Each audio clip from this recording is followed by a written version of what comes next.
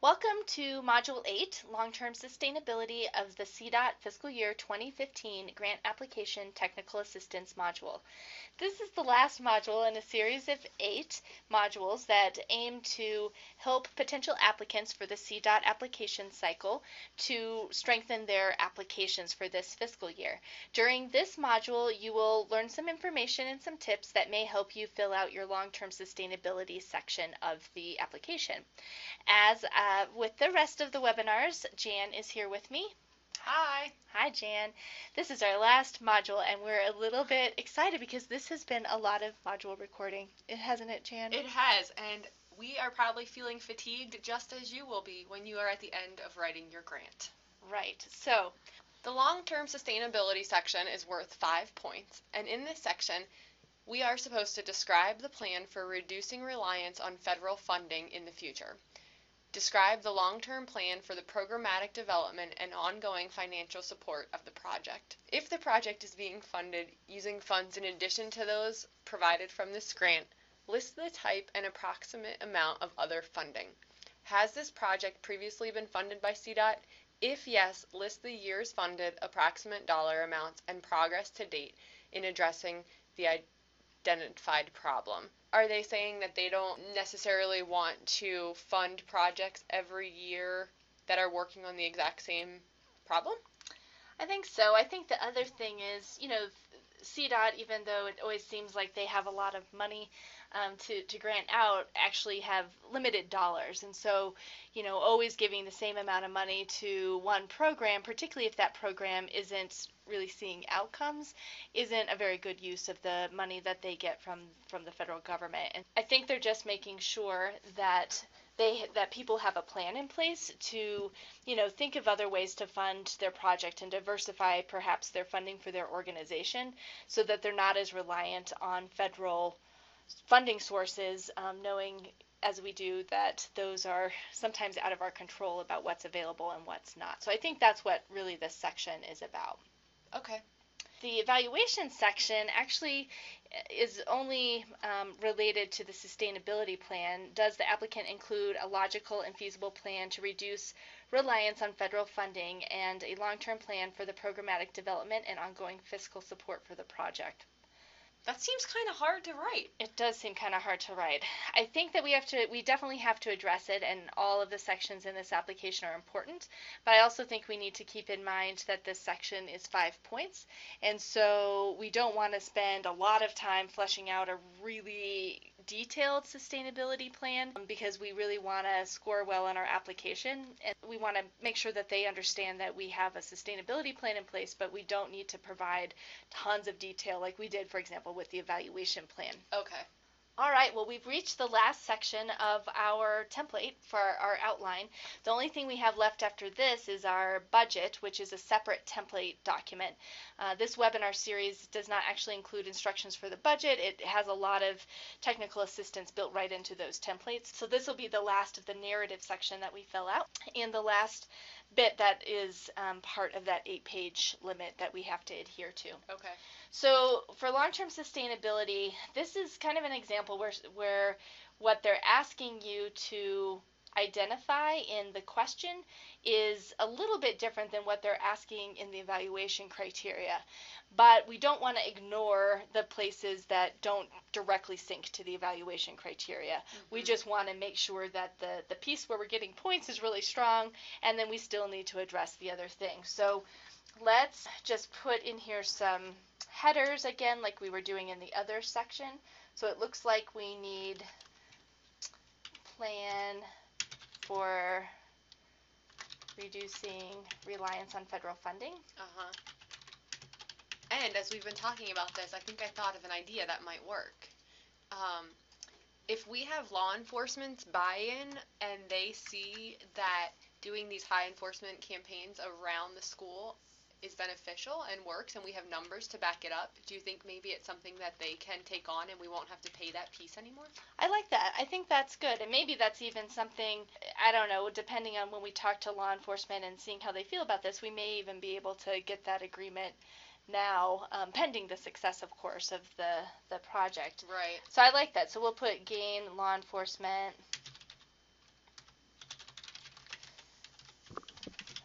to continue enhanced GDL enforcement? Yes.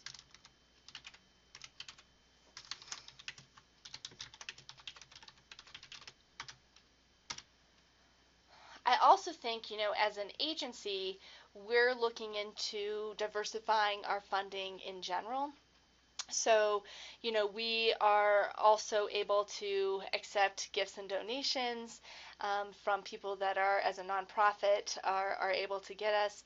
And we also are really working with other member agencies of the Driving Alliance to contribute financially to support some of these programs, like the High School Challenge.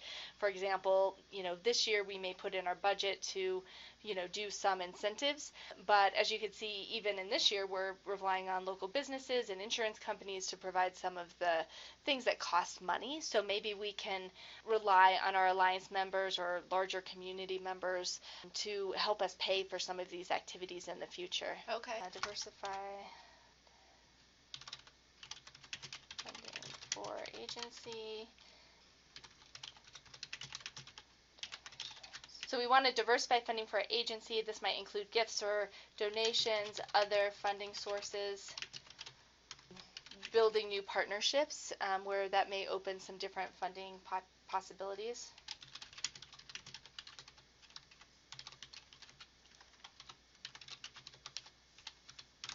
Another strategy may be to work with the Fayette County Teen Driving Alliance members to see if they can contribute more financially. Oh, that was an interesting idea. We're all working towards the same goals.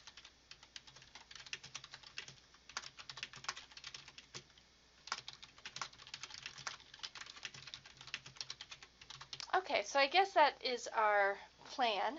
And I think also, when we have achieved our long-term goal in a particular area, that may also mean that we don't need to apply for federal funding sources anymore to support that goal area, and that we need to move on to something else. Okay, and that's where we'd use the problem identification to see if we've met and maintained, and then we move on to something else? Yeah, I think that makes sense.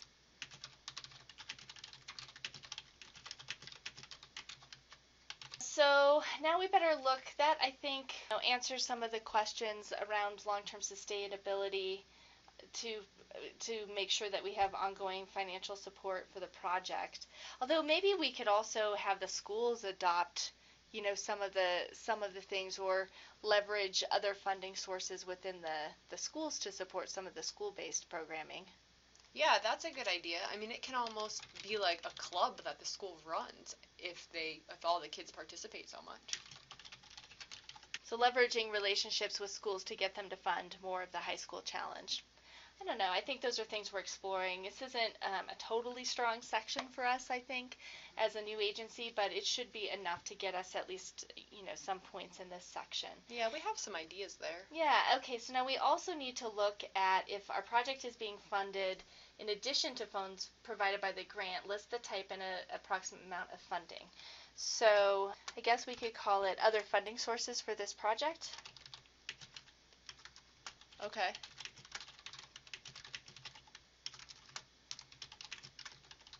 I know that we have in this section, we've got local businesses and the insurance companies that are agreeing to pay some of the incentive costs, so we could add that here. Mm-hmm. I'll just copy and paste that from our outline above. Okay. And again, we'll have to figure out how to craft this in a paragraph sense, but these are at least the ideas that we should be including somewhere in here in a logical way. I think there's also, we're not able to pay, we don't have enough money in our budget this year to pay law enforcement officers to actually pay them to do a long enforcement campaign, but we do have some agreement from law enforcement that work as SROs at the high school that they'll do it this year. So I would consider that donated time. Okay, yep. So then we'll also want to put approximate amount of funding. So maybe we'll have to ask them approximate dollar amount that would cost. And that would also be information we need for our budget as well. Okay, the next question is, has the project previously been funded by CDOT? If yes, list the years funded, approximate dollar amounts, and progress to date in addressing the identified problem. So for this one, I don't know that we set up above in the agency qualification section that we've been funded for CDOT before, but this is the first time that we've done this project. So I don't really know if we need to put something here. Maybe on the safe side we should. Yeah, maybe we could just put a note that it was for a different project. So here we'll list previous CDOT funded projects and key outcomes. Well, I don't know. The more I read that sentence, it says in addressing the identified problem. So is that this problem or a different problem? Well, I guess the problem we identified is this teen driving piece, and we have done that before. We just have added these others. So we've been funded for the high school challenge before, but we haven't been funded to work kind of at this higher level, working towards the GDL policy things. So maybe we should at least include those components. Okay. So we were funded last year for fiscal year 14. So we received, so fiscal year 14, we received $50,000, and we're right in the middle of our high school challenge this year. Right. We started with the schools in January, and it's only February now, so we did conduct the pre-observational survey, but we're actually still tallying the results, and we have kids actively participating, but it's going to take us a little more time to really know our final numbers. And also we're looking at the 2012 fatality numbers, so we know where we were in 2010, but we won't be able to see the progress from this year's activities until down the road. Down the road, right. Well, I guess in terms of progress, so we're in the middle of our campaign now. We do have some process data that we've already collected, so maybe we could just highlight some of our process data here. Okay. Okay. Well, I think that's pretty good. This section's always a little hard to write, but I think we've got some good ideas. We're addressing what they wanted us to address in terms of our general plan for reducing reliance on federal funding. We've listed the other funding sources that are directly contributing to this project.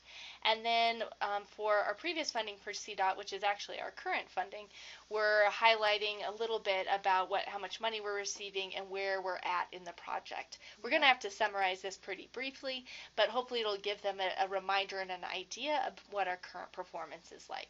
So this concludes our modules on the project narrative section of your grant application. And Jan and I were so excited about finishing our modules and being done with this grant, but we thought we're going to give you a bonus module. So there's actually going to be a very, very short budget module that follows this one. So stay tuned for some tips about how to fill out your budget.